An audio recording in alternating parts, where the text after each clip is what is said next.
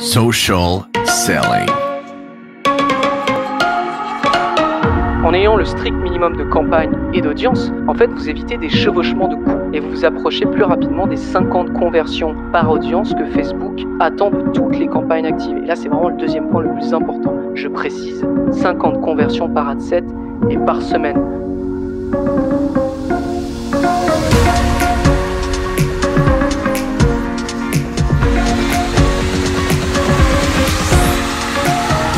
Mon nom est Antoine Gagné, je suis très content de vous avoir avec nous pour un nouvel épisode de Social Selling.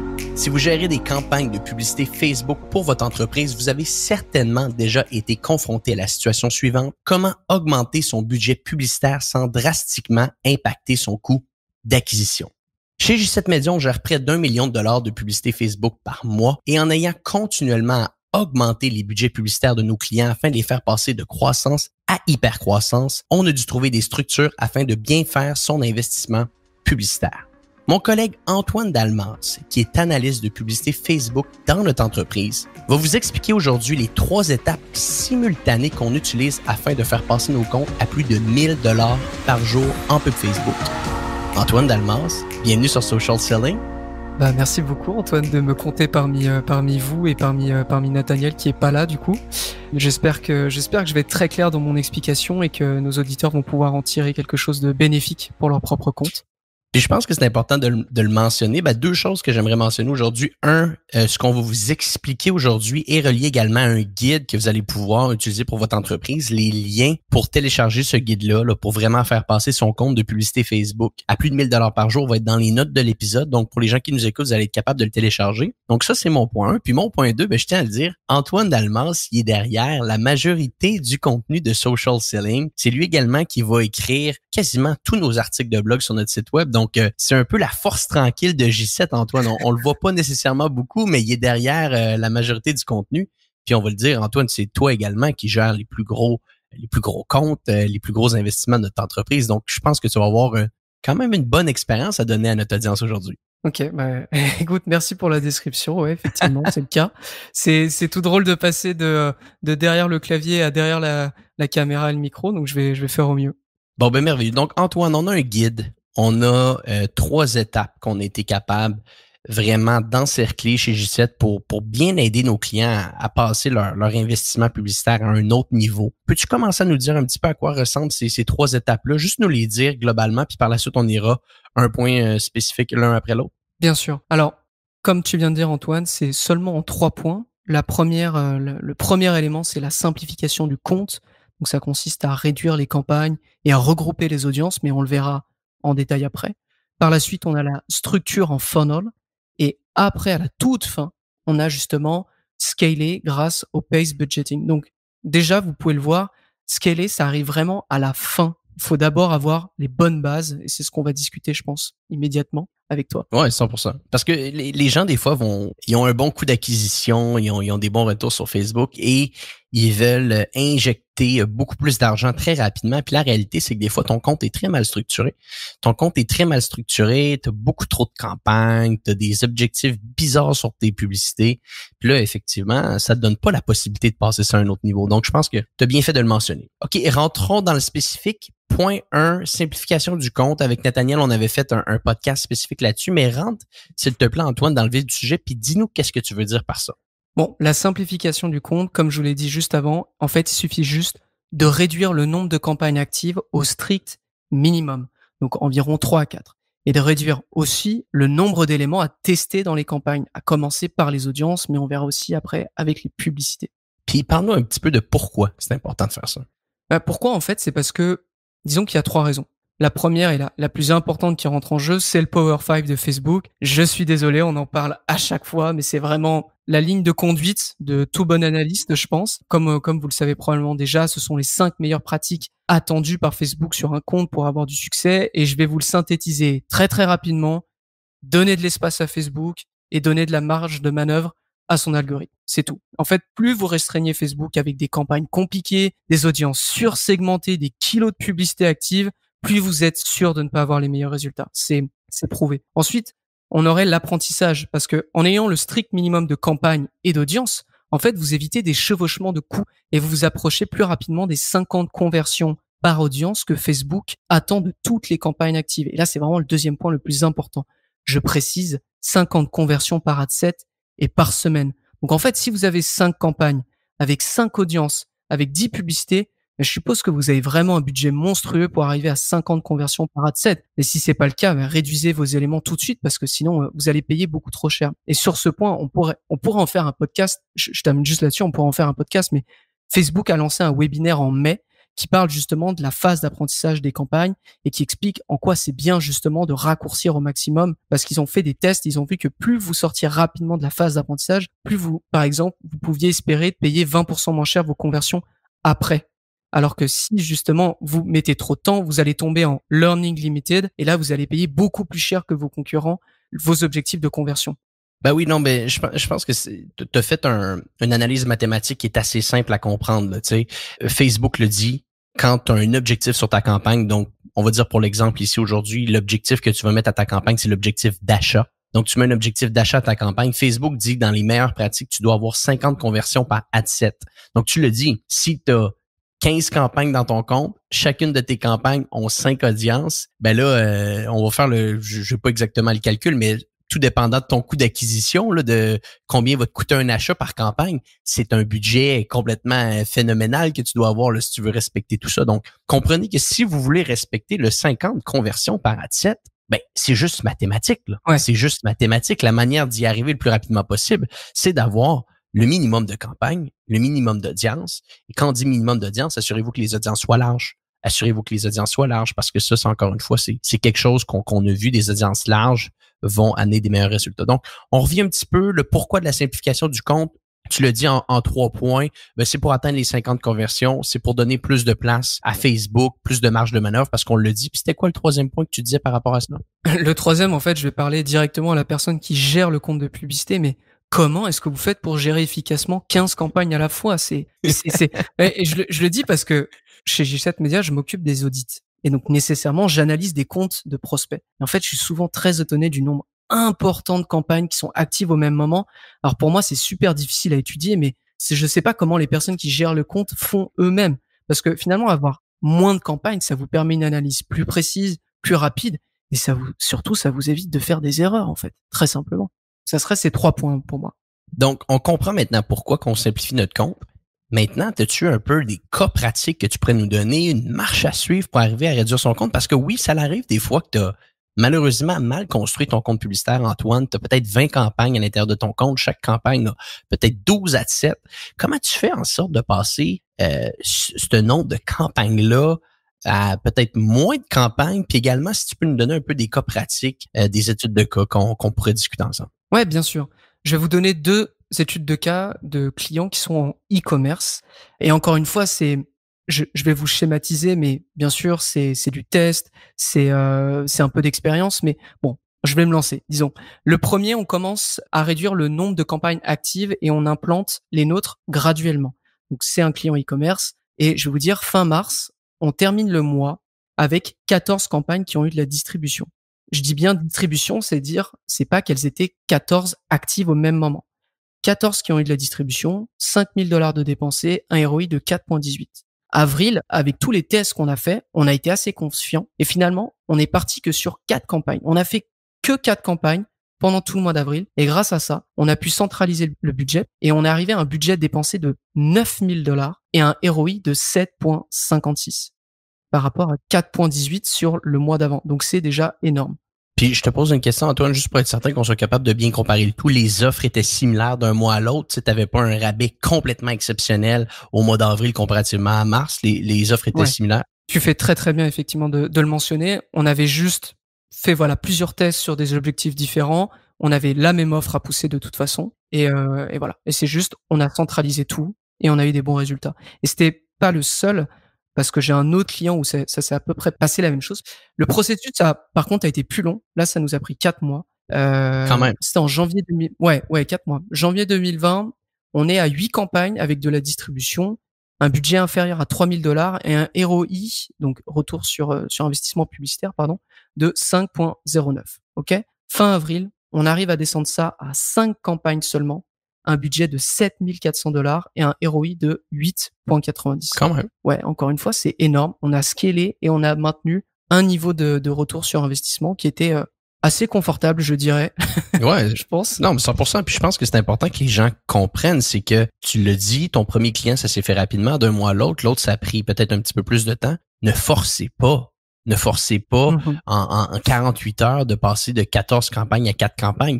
Si votre compte a été pas nécessairement construit de la meilleure manière au départ parce que vous aviez besoin de créer plusieurs campagnes, vous pensez que c'était la meilleure manière de faire, mais comprenez que pour arriver à une simplification du compte, à moins que vos offres se terminent, parce que des fois ça l'arrive, hein, tu peux fermer ta campagne parce que bon, la promotion est terminée, l'offre est terminée. Mais si c'est des campagnes davantage evergreen qui tournent continuellement, une étape à la fois, on réduit une étape à la fois, puis éventuellement on va se rendre à un compte qui est un petit peu plus simple. Mais je pense pas, Antoine, à moins que je me trompe, qu'on doit conseiller aux gens qui nous écoutent aujourd'hui de changer le tout du jour au lendemain, là. Non, non. Et même, vous allez le voir, alors, je veux vraiment garder ce point pour la fin, c'est-à-dire le scale, mais vous allez voir de la manière dont on scale, c'est pas à pas, quoi. C'est pas, allez, on met $3,000 de plus aujourd'hui. Non, ça n'a rien à voir. C'est, comme tu viens de dire, ça prend du temps et faut pas brûler les étapes parce que le pire serait de casser votre situation à la baisse et de pas pouvoir récupérer derrière. Ah, effectivement. Ça serait le pire. Je suis d'accord. Voilà. Puis d'ailleurs, je tiens juste encore une fois à le mentionner aux gens qui nous écoutent aujourd'hui. Dans les notes de l'épisode, vous allez avoir un lien, vous allez pouvoir cliquer pour aller télécharger le guide. Ce qu'Antoine nous explique aujourd'hui dans les grandes lignes, il nous donne des exemples de comptes clients. On a un guide d'à peu près 15 à une vingtaine de pages, je me rappelle plus exactement, mais c'est assez complet, c'est assez costaud, qui vous montre vraiment comment scaler vos comptes, puis les passer à au-dessus de 1 000 $ par jour. Donc, je vous invite, si vous trouvez intéressant les discussions qu'Antoine et moi avons aujourd'hui dans les notes de l'épisode, vous allez pouvoir télécharger le guide. Donc ça, c'est pour le point 1. Antoine, t'avais-tu d'autres choses à rajouter avant qu'on passe au point 2? Ouais.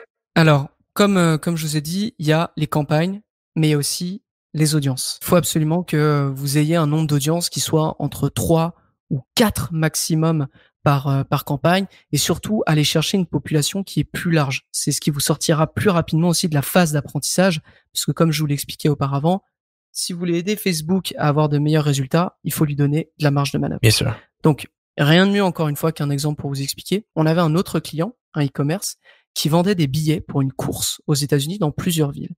Et historiquement, en fait, on avait l'habitude de faire plusieurs campagnes pour chaque ville. C'est-à-dire pour chaque ville, on en a une dizaine aux États-Unis, c'était une campagne d'acquisition, une campagne de retargeting et une autre campagne pour maintenir un peu l'audience chaude. Et sur chacune de ces campagnes, on avait 3-4 audiences. Donc régulièrement, en fait, nos audiences, elles s'élevaient, surtout en acquisition, à moins de 200 000 personnes.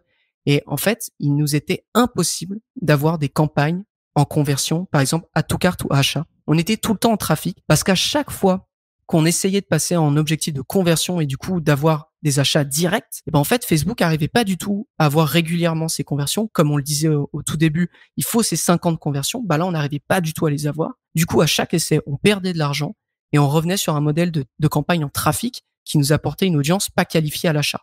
Et on a changé cette stratégie.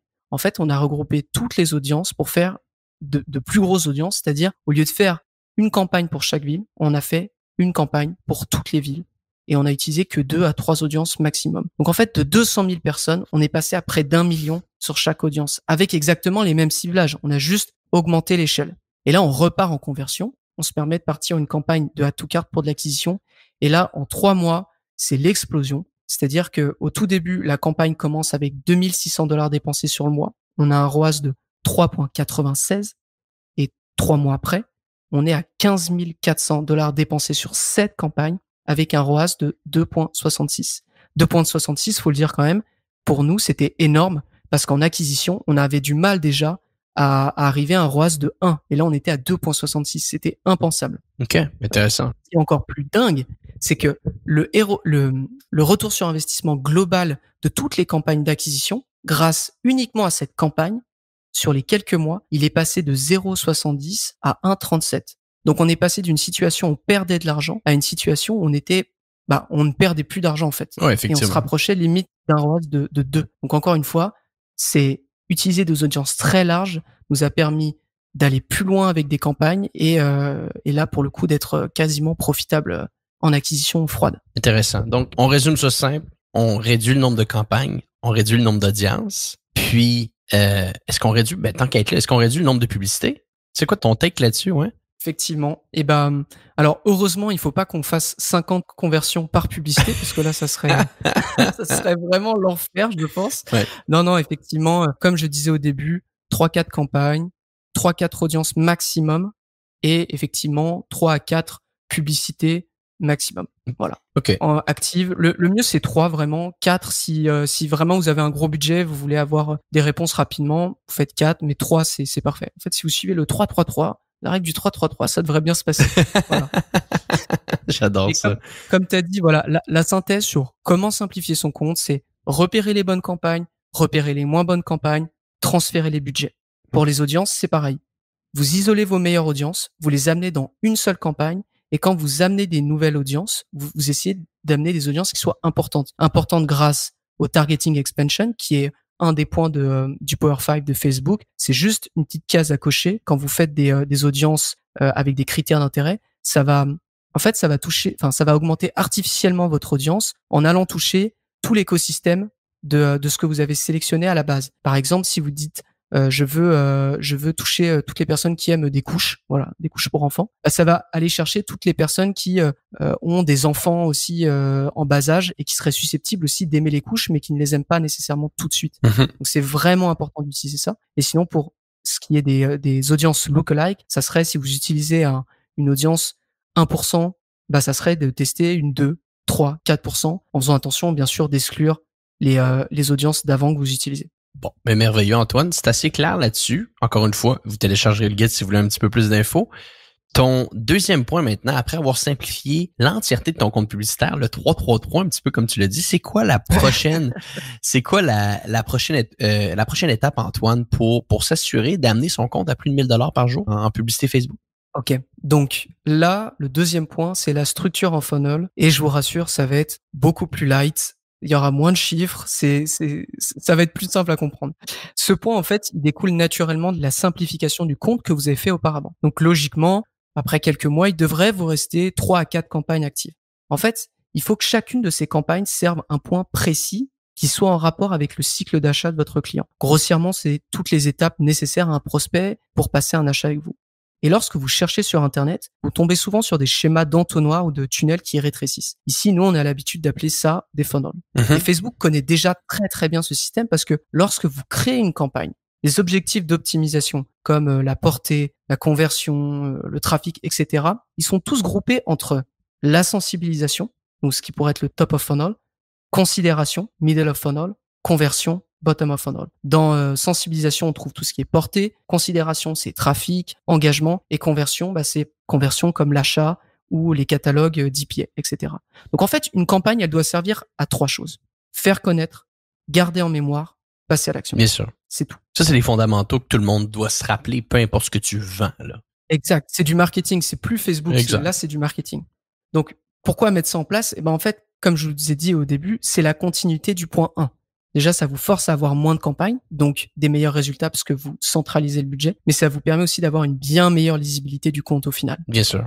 Puis, ouais, dis-moi un peu, maintenant tu parles de ta structure en funnel, comment que ça va s'apparenter un petit peu dans ton compte? Combien vas-tu mettre de budget sur ta campagne dans ton top of the funnel, dans ton haut de ton tunnel de vente? C'est quoi l'attribution de ton budget dans ton milieu de ton tunnel de vente? Si tu peux nous parler un petit peu de tout ce qui rentre là-dedans, ça serait intéressant, je pense, pour les gens qui nous écoutent. Bien sûr. Donc là, encore une fois, je vais vous prendre surtout un cas client qui est un site e-commerce, lui, qui vend des jeux au Québec, au Canada et aux États-Unis. Et en fait, il nous a donné la mission suivante, c'est de faire le lancement de sa nouvelle collection de vélos. Donc, on a segmenté son compte en 3 parties.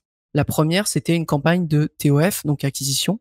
C'était en ajout au panier, donc c'est du add to cart. Les audiences qui étaient à l'intérieur, ce sont les lookalike achat 3%, lookalike achat 6%, et un lookalike 3% de ce qu'on appelle chez nous des super audiences. Les super audiences chez J7 Media, c'est toutes les personnes qui ont acheté 2 fois dans les 180 derniers jours. C'est toutes les personnes qui ont un panier moyen qui est plus élevé que le panier moyen que vous pouvez voir sur votre Shopify. Par exemple, si vous êtes sur votre Shopify et que vous voyez sur les 6 derniers mois, votre panier moyen est à $50, on va essayer d'aller chercher toutes les personnes qui dépensent $70. Donc voilà, c'est un concentré de toutes les personnes qu'on estime être plus haut que juste un simple acheteur. Voilà. Intéressant. Donc ça, c'était une campagne. La deuxième campagne, c'est donc middle of funnel. Là, on va être sur du trafic vue de page et on va cibler toutes les personnes qui ont visité les pages avec des vélos sur les 180 derniers jours. Et dernière campagne, donc là, c'est du BOF, c'est du retargeting. On est sur un objectif vente de catalogue DPA. Donc DPA, c'est des publicités qui se populent automatiquement selon ce que vous avez visité sur le site. Et l'event qu'on allait chercher, c'était achat. L'audience, c'était ajout au panier sans achat dans les derniers 45 jours. OK. Donc, en gros, très simplement, haut de ton tunnel de vente, la majeure partie de tes audiences, c'est des bonnes audiences construites lookalike avec des seeds, un petit peu la base de données qui est très, très forte au départ, comme tes super lookalike, donc tes acheteurs qui sont les meilleurs acheteurs que d'autres. Donc, ça, c'est ton haut de ton tunnel de vente. Le milieu de ton tunnel de vente, c'est ça que je trouve intéressant pour les gens qui nous écoutent, c'est que souvent, les gens vont pas faire la distinction dans les degrés de température de leurs audiences de remarketing. Parce que le milieu de ton tunnel de vente, si c'est théoriquement, on pourrait dire une audience de remarketing, c'est quelqu'un qui a déjà été sur ton site web, mais qui a émis un premier intérêt vers ton brand, mais pas un gros intérêt encore. Mais pas un gros intérêt, Exact. juste je vais apprendre à te connaître, toi, entreprise, mais j'ai pas émis encore un intérêt d'achat. Je suis pas allé ajouter un produit à mon panier. Je suis pas allé voir spécifiquement un produit que je voudrais acheter, mais je suis sur ton site. Je fais connaissance avec toi. Donc, je suis un petit peu plus loin dans mon customer journey que je le serais si je ne connaissais pas le brand. Et tu terminais également en disant, les gens qui ont ajouté au panier, mais qui n'ont pas acheté, bien entendu, on s'entend, eux sont très, très proches de la transaction. Leur niveau de température est beaucoup plus élevé, tu sais. Exact. Comme tu l'as dit d'ailleurs, dans la deuxième campagne, donc MOF, je l'ai mise en trafic vue de page et j'ai pas essayé de la mettre en conversion achat parce qu'en fait c'est pas mon objectif. Si on parle vraiment d'offres, parce que je peux pas bien évidemment vous montrer les publicités dans le podcast là tout de suite, mais télécharger si on le guide. Parle des offres, par contre vous aurez tout. Si on parle simplement des offres dans la campagne TOF en add to cart, là je donne une offre. Je dis ce produit il va être lancé, vous avez tel tant % de rabais si vous l'achetez maintenant. Dans le BOF, je reparle effectivement de ce rabais, sauf que mon copy est beaucoup plus court. Mm-hmm. Mais pour la campagne MOF qui est en trafic vue de page, qui est juste là pour rappeler en fait ce produit au client, je vais utiliser juste par exemple des photos de clients qui utilisent notre produit et qui le mettent sur Instagram. Donc c'est ce qu'on appelle du user generated content. Oui. Et c'est ce qu'on peut utiliser d'ailleurs avec ce client parce qu'il en a. Mais là, c'est vraiment juste vous dire, hey, oubliez pas, il y a ce produit, il est là, peut-être qu'il va peut-être être sold out dans pas longtemps. Donc réfléchissez un peu. Et c'est effectivement le cas. On n'essaie pas de vendre directement en MOF. Puis dans ton tunnel de vente, là, t'es un petit peu plus en conversion. Là, tu vas peut-être essayer de mettre des rabais, ouais. Ouais, mais c'est ça. Là, on rappelle le rabais, on dit c'est votre dernière chance, allez-y maintenant. Nous, de notre côté, on optimise en achat. Donc oui, on s'attend à ce qu'il se passe quelque chose cette fois. Il y a pas de, il y a plus de mystère. On y va pas avec le revers de la cuillère. Ouais, non, c'est ça. On peut pas faire autrement. Maintenant, toi, tu parlais du budget. Donc j'ai sorti le budget pour cette campagne en particulier parce que ça va être assez intéressant. Alors, sur les 3 premières semaines, on a utilisé que la campagne TOF et MOF. Ouais. Pour remplir un peu le pipe. Ouais, remplir le tunnel de vente, ouais. La première semaine, on lance $7,000 de budget, un ROAS de 5.27. C'est déjà très très bien. On n'a pas lancé le DPA encore, c'est déjà très bien. Fait que tu commences à $1,000 par jour ici? Juste au haut de ton tunnel de vente? Ouais, sur les, je dis globalement. Donc TOF et MOF. Okay. Je pourrais essayer de te sortir après. Bon, ça sera peut-être pas très intéressant tout de suite, mais bon. Deuxième semaine, même point. On garde ça, sauf qu'on double le budget.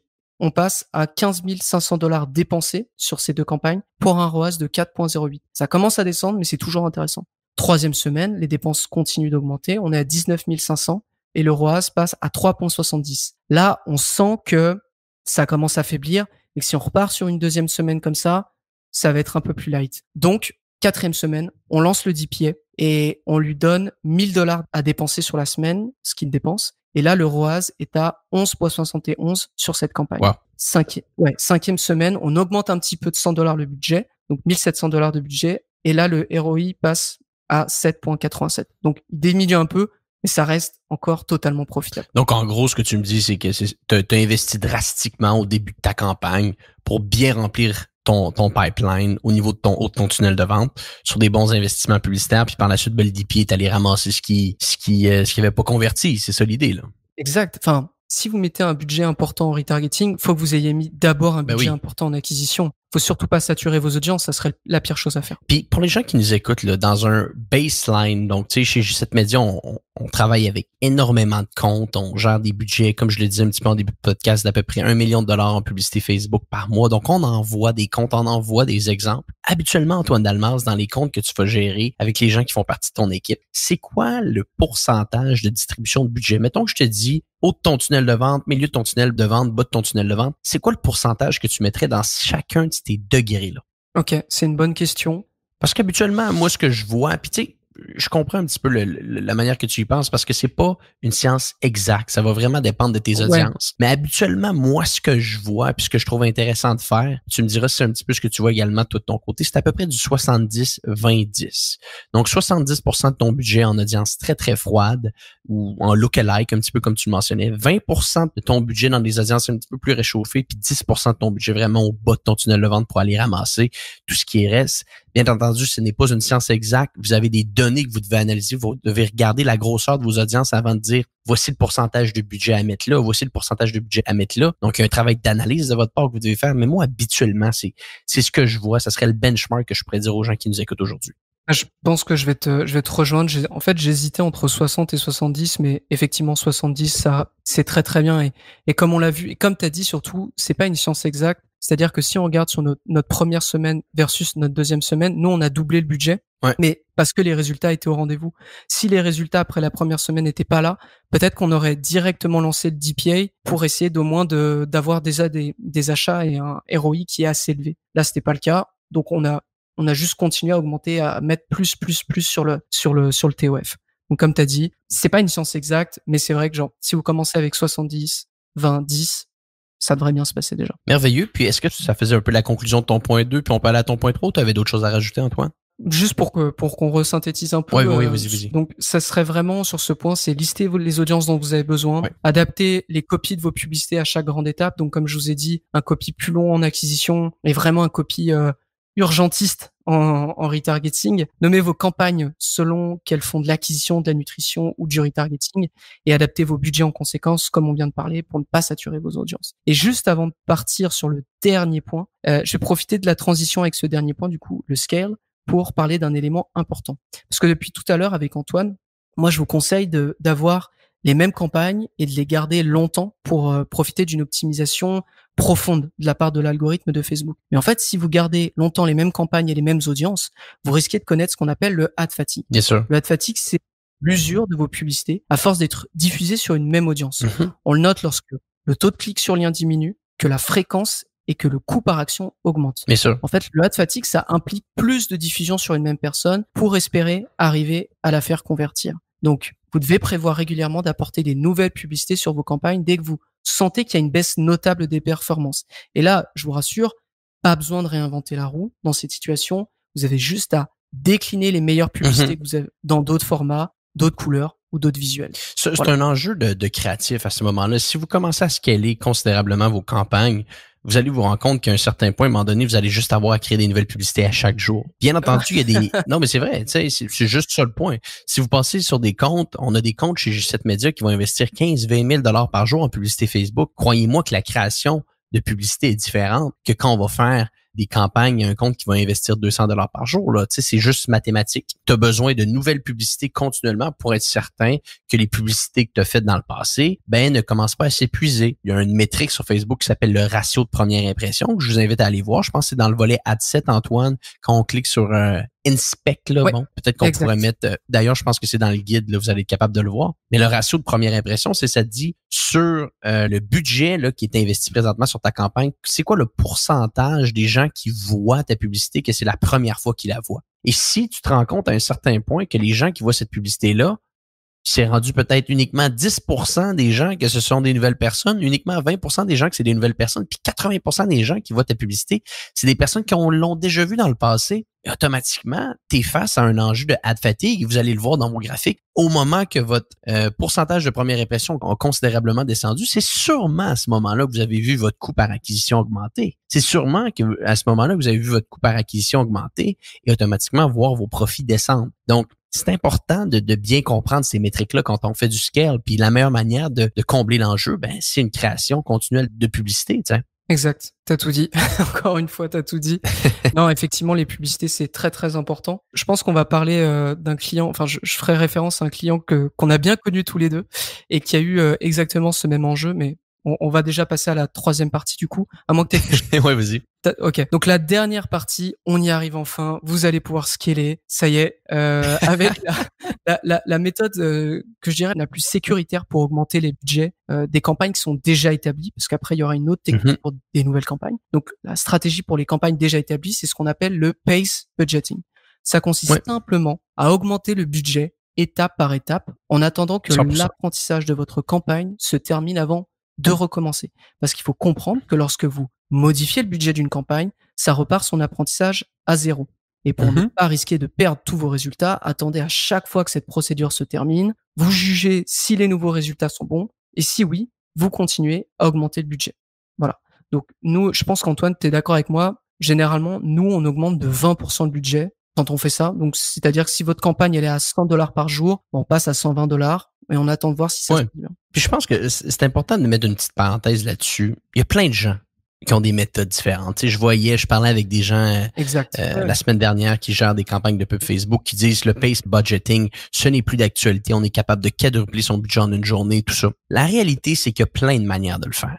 On le fait de des manières différentes, mais le but aujourd'hui, c'est de vous donner la méthode la plus facile à implanter, la plus facile à exécuter et, comme Antoine Dalmans le dit, la plus sécuritaire. Si vous n'êtes pas pressé de vous rendre à 5 000 $ par jour quand votre compte est à 500 $ par jour, ben, utilisez la méthode du pace budgeting. Si d'un autre côté, vous avez un client qui, pour des fins business, doit absolument mettre son budget à 10 000 $ par jour, puis que la journée d'avant ou la semaine d'avant, il est à 500 $ par jour, ben, peut-être rendu là, venez nous parler, on discutera ensemble de la meilleure stratégie parce que rendu là, il y a une manière de le faire également, de passer de 500 à 10 000 $ par jour en quelques jours seulement. Il y a une manière de le faire, on pourrait vous l'expliquer. Mais si on veut mettre une structure au scale, si on veut mettre une structure pour les gens qui nous écoutent pour qu'ils soient capables de l'implanter facilement, je dirais, comme tu l'as dit Antoine, le pace budgeting à 20, maximum 30% d'augmentation de ton budget quand la phase d'apprentissage est terminée. Puis ça, après, tu peux le faire à peu près tous les 72-96 heures. Oui, ça serait la manière la plus sécuritaire de le faire, tu sais. Ouais,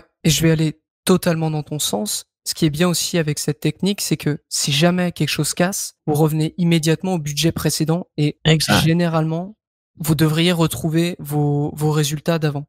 Parce que il y a quelque chose qui arrive, c'est il se peut que votre campagne ait aussi une sorte de limite invisible. Et je prends vraiment des pincettes pour ce propos, mais il nous est déjà arrivé de voir des campagnes qui passaient un certain budget cassé systématiquement, et c'est ce client qu'on a géré ensemble, Antoine, auquel je pense, et à chaque fois on revenait à l'ancien budget et ça repartait tranquillement comme s'il y avait rien eu. Donc il y a vraiment certaines... Il y avait vraiment une limite invisible, clairement, je pense que c'est le bon terme. Exactement. Il y a vraiment certaines campagnes, leur structure actuelle, elles peuvent pas encaisser un trop gros budget. Donc ça nous amène à la seconde méthode qui est beaucoup plus agressive. Si ça vous intéresse, je vais vous donner un exemple très simple. J'ai une campagne qui commence à s'approcher des 50 ajouts au panier par semaine, alors qu'elle est un objectif de trafic.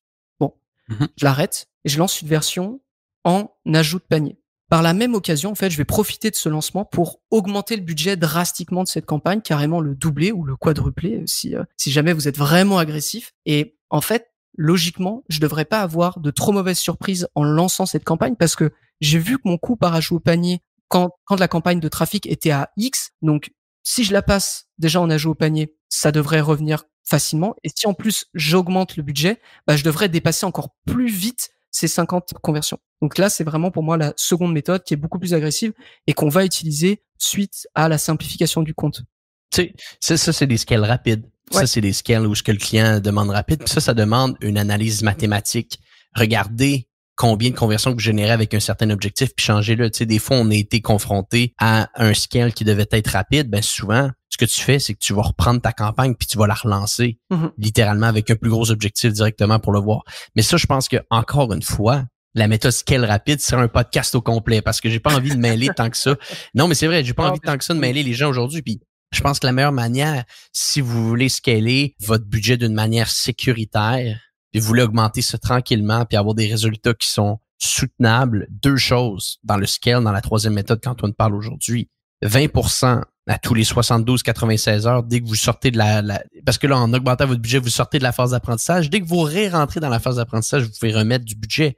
Puis Antoine, aussi, il faut pas oublier, il faut revenir au point qu'on disait juste avant, la création continuelle de publicité. S'il y a une chose que j'ai jamais vue, il n'y a pas un compte que j'ai été capable de voir qui était capable de scaler sans ajout de 5 à 7 à 8 nouvelles publicités qui ont été injectées dans la semaine qui suivait. C'est tout le temps ça qui se passe. Si tu augmentes ton budget, tu augmentes ta vélocité sur ta campagne, tu as besoin de mettre entre parenthèses des nouvelles munitions à ta campagne. Exact, ouais. Donc, tu as besoin de nouveaux créatifs. Une augmentation de budget vient avec une vélocité, une augmentation de votre vélocité au niveau des créatifs. Ça, c'est un truc qui, peu importe comment vous scalez, vous n'aurez pas le choix, là. Non, c'est effectivement ça. Je vous ai donné cette méthode de scale plus agressive. Elle convient à des personnes qui sont, je pense, très à l'aise avec leur compte et qui peuvent se le permettre. Mais effectivement, si vous avez une stratégie auquel se souvenir, c'est le pace budgeting de 20%. Et comme tu as dit, avoir beaucoup de publicité sur le côté. C'est pas nécessairement de les lancer, mais si vous voyez que vos performances commencent à diminuer, là, vous mettez des nouvelles publicités. Et une ou deux, et vous essayez de compétitionner celles qui sont déjà présentes. Si celles qui sont déjà présentes commencent à diminuer, vous les coupez, et ainsi de suite. C'est toujours ça. Antoine, est-ce qu'il y a d'autres choses que tu rajouterais dans ton volet de scale? Non, je pense qu'on a tout couvert, et même plus que ce qui était nécessaire. Donc, pour moi, c'est bon. Mais si vous en voulez plus, d'ailleurs, c'est ça, je tiens, ça fait 4-5 fois que je le dis aujourd'hui. Mais le but de ce podcast aujourd'hui, c'était de vous donner un overview, une vue un petit peu plus globale du guide qu'Antoine Dalmas et que toute l'équipe chez G7 Media a fait, qui vous aide à passer votre compte à plus de 1000 $ par jour. Donc, comme je l'ai dit, c'est des techniques, c'est des structures qu'on utilise chez G7 Media qui ont aidé plusieurs dizaines de clients à augmenter leur budget puis à passer de 1000, 2000, 3000, 20 000 $ par jour, même en publicité Facebook pour certains comptes, avec une certaine méthode. Je vous invite à télécharger le guide et à nous donner des nouvelles de ce que vous voyez là-dessus parce que je pense que c'est une technique assez intéressante pour vous. Le scale plus agressif, bon, peut-être qu'on en fera un nouveau dans un autre podcast puis ça me ferait plaisir d'ailleurs parce qu'il y a des gens qui veulent aller très, très vite et il faut des fois utiliser le scale agressif, mais je pense qu'on a bien fait de remettre ça simple et de donner une bonne structure aux gens qui nous écoutent aujourd'hui. Donc, je fais un petit recap, Antoine, corrige-moi si je me trompe. Étape 1, simplification du compte publicitaire. Ça veut dire on simplifie notre nombre de campagnes, donc on réduit notre nombre de campagnes dans notre compte. Du même coup, on réduit notre nombre d'audiences et notre nombre de publicités. Tu as utilisé une image qui est assez intéressante, le 3-3-3. C'est pas con. C'est pas con. Je l'avais jamais pensé. Puis je pense que pour les gens qui nous écoutent, ça peut être intéressant de garder cette image-là en tête parce que c'est vrai, c'est à peu près à ça que ça va ressembler certains de nos comptes de pub. Deuxième étape, tu le dis, c'est de bien structurer son compte dans un entonnoir, vraiment dans un contexte de funnel, donc le haut de ton tunnel de vente, le bas de ton tunnel de vente, le milieu de ton tunnel de vente plutôt et le bas de ton tunnel de vente avec des budgets spécifiques, des audiences spécifiques également, puis des fois même des moments différents. T'es pas obligé de rouler ton haut de ton tunnel de vente en même temps que ton bas de ton tunnel de vente. Il peut y avoir des périodes qui sont distinctes. Puis on est arrivé à notre dernier point, le scale de notre compte, comment qu'on fait pour augmenter le budget. On utilise le pace budgeting dans un contexte plus conservateur, c'est-à-dire on augmente notre budget de 20%, de 20 à 30% tous les 72-96 heures dès qu'on revient, ou plutôt qu'on a ressorti, parce que quand on augmente notre budget, on sort de la phase d'apprentissage. Dès qu'on revient dans la phase d'apprentissage ou où nos campagnes sont actives plus tôt, ben là, c'est là qu'on peut réaugmenter notre budget à nouveau. Exact. Et à chaque fois que vous augmentez votre budget, intégrer des nouveaux créatifs. La vélocité de vos créatifs va être la différence entre un compte qui scale bien et un compte qui scale moins bien. Je crois que t'as tout dit. J'ai tout dit. Bon, c'est merveilleux, ça. Donc, tant mieux. Les gens qui nous écoutent, encore une fois, allez télécharger le guide. Je pense que ça va pouvoir grandement vous aider. Antoine Dalmas, ça a été le fun de t'avoir sur le podcast aujourd'hui. Qu'est-ce que tu dirais qu'on en fasse plus souvent ensemble, des discussions comme ça, parce que tu as beaucoup de connaissanses qu'il faut que tu partages à l'audience. Pareil. En tout cas, merci pour la première invitation. J'espère que cet épisode sera digérable pour tous. Et puis, si c'est le cas, avec grand plaisir, je reviendrai donner un peu de connaissances en plus. J7, voilà. Bon, j'adore ça. Merci beaucoup et on se dit à bientôt pour un prochain épisode de Social Selling. Social Selling. Social Selling.